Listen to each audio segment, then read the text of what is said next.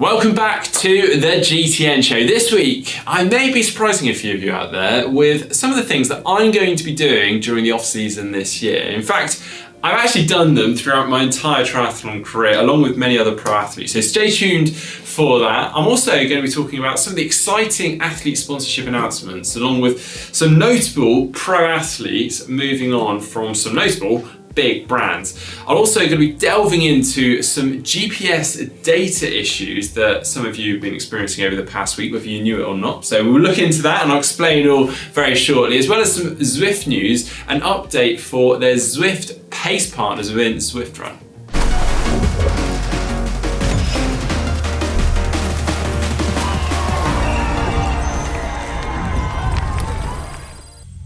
Right then, it's January and we are still a long way from the start of the race season, at least hopefully.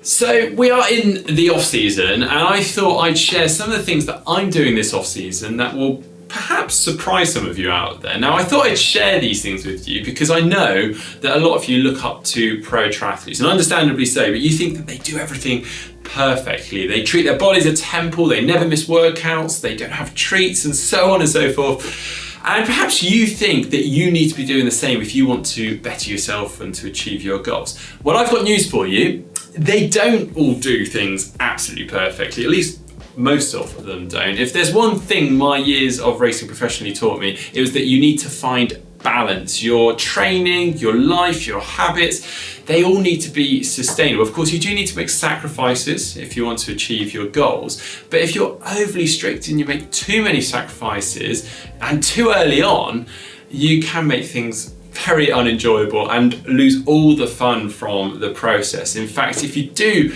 end up being too strict on yourself and making too many sacrifices early on, by the time you get to the race season, you may already be cracking and have fallen off the wagon, and at the crucial point.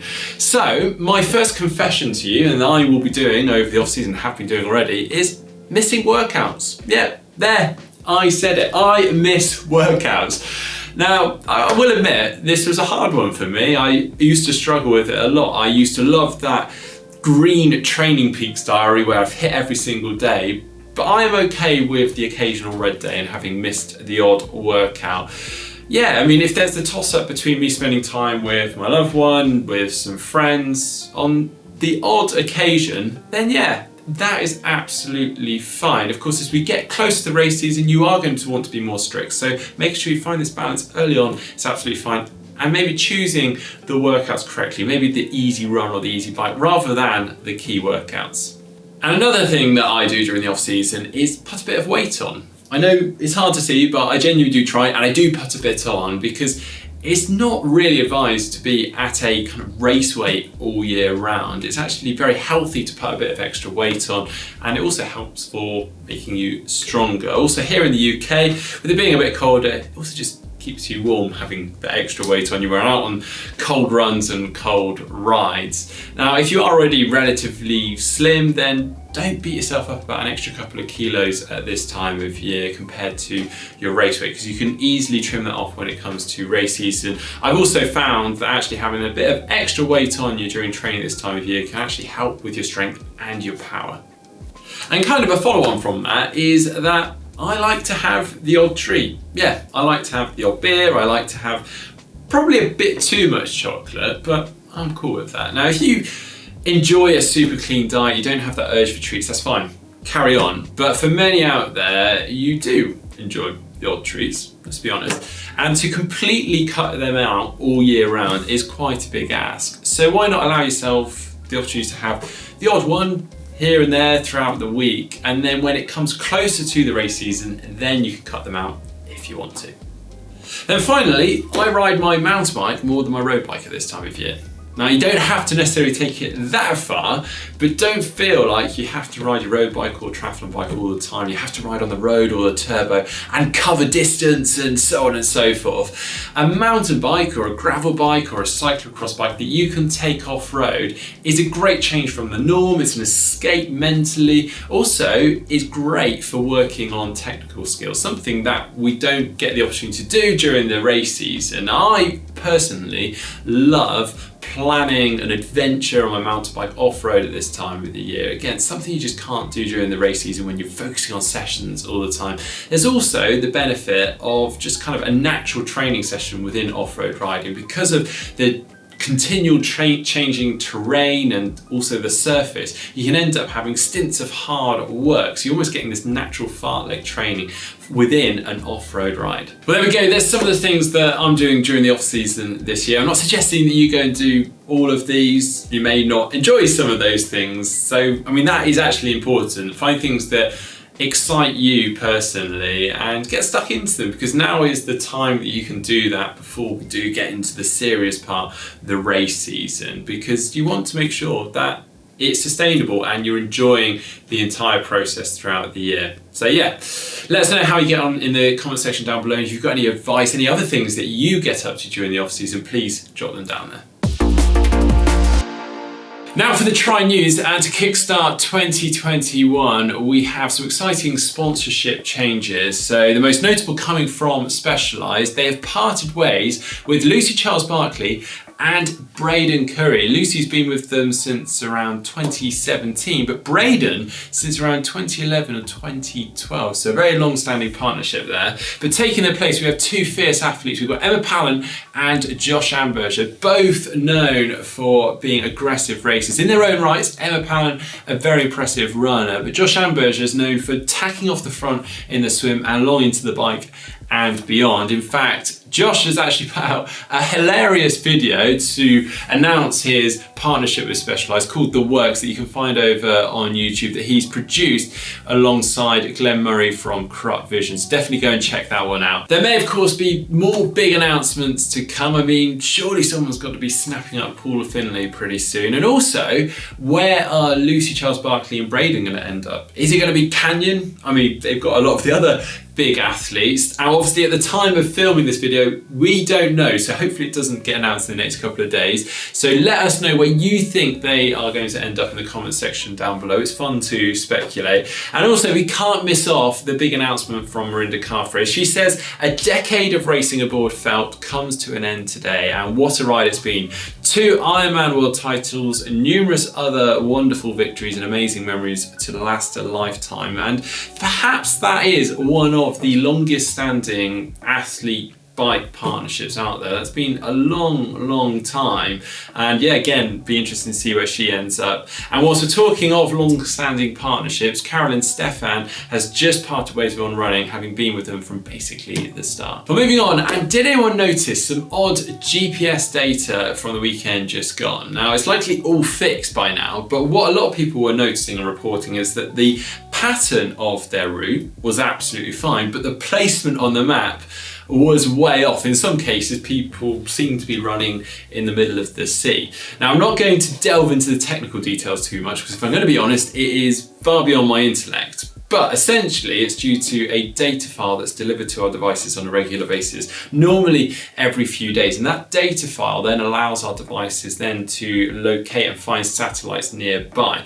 But apparently the data in that file that's delivered to the devices was wrong. And it seems that in most cases, people's routes were realigned by the end of a run, but initially they were way off whack. So it simply just needed to be used a couple of times or just left finding signal for a long period of time. Now, I know this isn't groundbreaking news, and for a lot of people this isn't relevant, but if you are someone out there who's wondering what was going on when you're looking on your Strava profile and looking at your activities, well, now you know. But now on to some Zwift news. And at the start of 2020, Zwift rolled out an update on their cycling platform that allowed you to activate a pace partner, which was essentially a brightly coloured bot that you could use to pace off, that was set to a certain watts per kilo. But they've just rolled out the same thing within running too. So now when you go through the main menu, you go into selecting a world, you have to select Watopia because it's currently only activated for that. And then under the join a friend section, you'll be able to select these pacemakers. So you've got 4 to choose from within the running world. So we've got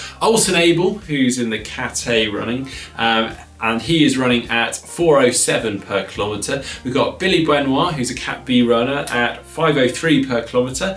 We've got Cara Cadence, Cat C runner, at 6:40 per kilometre, and then Dax Diesel, Cap D runner at 8:20 per kilometre. Now I've got to admit, I haven't yet tried this, but I'm very excited to do so. And it sounds like these pacers are continually running around these routes within Utopia. So when you select to run with them, you essentially just join them wherever they are, and other people will do the same. So at times you could have numerous other people running along with you and then leaving as and when they like. So yeah, pretty cool. I'm excited to give that one a go. In other news, the Zwift Triathlon Academy has come to a close just before Christmas. So now they're into the team selection phase, which they'll be announcing in early March. And also, stay tuned for some more pro racing or pro triathlon racing on Zwift coming very shortly, but also some Xterra workouts that you can get involved in too. These should be running from the 11th of Jan through to the 28th of February. So we've got 5 weeks of mountain bike and trail running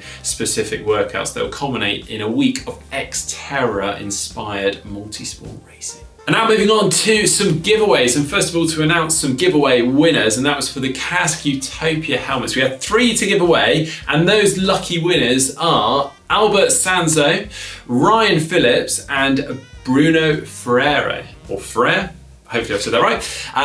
Congratulations to the 3 of you, and we'll be in touch to send them out to you very shortly. But also don't forget that we have the New Zest giveaway still running. It's just for another week, so we're announcing the winners in next week's show. We're giving you the chance to get your hands on a year's supply of New Zest nutrition and recovery products to the price of £1,450, which is pretty huge.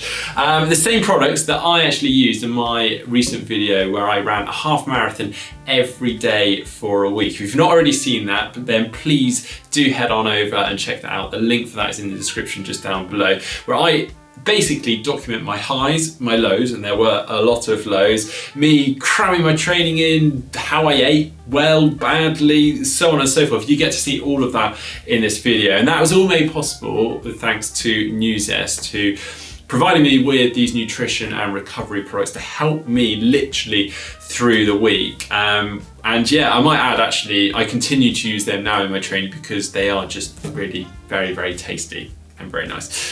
So yeah, if you're interested in this giveaway, then do get involved. The link for it is in the description just down below. You just need to follow that, answer a quick question, and you are entered in, and we'll be giving the winner for that giveaway in next week's show. And now to take a look through some of the photos and videos that you guys have been sending in to us and see what you have been getting up to. And I do apologise, the first one here today is rather festive. It's a little bit late, but it did come in whilst we were off on our holiday, and it's really quite good actually. It's from Troy from Newport Beach in California. He said, Fearless Triathlon Club's annual Jingle Bell swim this weekend around the floating lights at Newport Dunes Resort. He said, the water was cold, but check this out, how cool is that? Then we've had a photo sent in from Paul, and this is his kind of upgraded felt DA2. He said it was his lockdown DIY project. He completely stripped, sanded down and resprayed his TT bike after successful rides in lovely Lanzarote, ready for the 2021 season. And he has custom built SRAM ready tap. He's got a cold KMC chain on there to match the new paintwork and a Parkour's wheel set. You've done a fantastic job. It really does look very, very nice. And then we have this photo from Lana. She's coming from Moscow in Russia. She said it's the winter here, so she's using her Fuji fat bike, and in the summer she'll use her Speedy Felt AI10. She says she loves to throw in some fun and vibes in the winter train to keep the motivation high, and replaces one of her weekly bike sessions with a forest ride on the fat bike. So there's loads of fun, loads of fresh air, not to mention that fat biking through Freshno is great for balance and a strength workout. I've yet to try a fat bike, but I'd love to, and that looks awesome.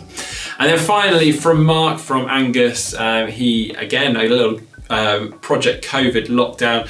He said he was tired of working out in a dusty garage, so he decided to build a garden room and move the gym to the garden and upgrade some of the equipment at the same time. So 2021 season just around the corner, and this should help to get them in good shape. And you've done a fantastic job there. You've got a ton of equipment, a couple of watt bikes, or a watt bike, is that a Wahoo bike? Oh, flip, you've got a good setup there. Yeah, you're definitely ready for 2021. So yeah, fantastic stuff there. Please do send in your photos and videos using the photo uploader link on screen right now, and you can find that in the description just down below. Well, to finish the show this week, we just have the Caption Comp to come, and obviously we didn't have a Caption Comp last week with the New Year's show, so this is the first photo of 2021. It is of Jan Frodeno at Frankfurt Ironman, looking like he wants them to stop throwing water on. Maybe he wasn't expecting it. So drop your captions in the comments section just down below, and look forward to reading them out next week. But that is it for the show this week. We have tons coming up on the channel, so make sure you're subscribed to GTN already so you don't miss any of those. We have a winter run series coming, the first of which will be looking at trail running shoes, the ins and outs of them, what to look for, what's good in certain conditions, and so on and so forth. We also have Can Cycling Make You a Better Runner, which is quite an interesting topic. Also, don't forget you can head on over to our GTN shop, check out some of the products in there, such as this t-shirt I'm wearing today. And also, why not head on over and look at some of our previous videos, my half marathon everyday video that I just mentioned. But also, if you're newer to running and maybe the half marathon distance, we have half marathon training for beginners. And of course, don't forget to give this video a like.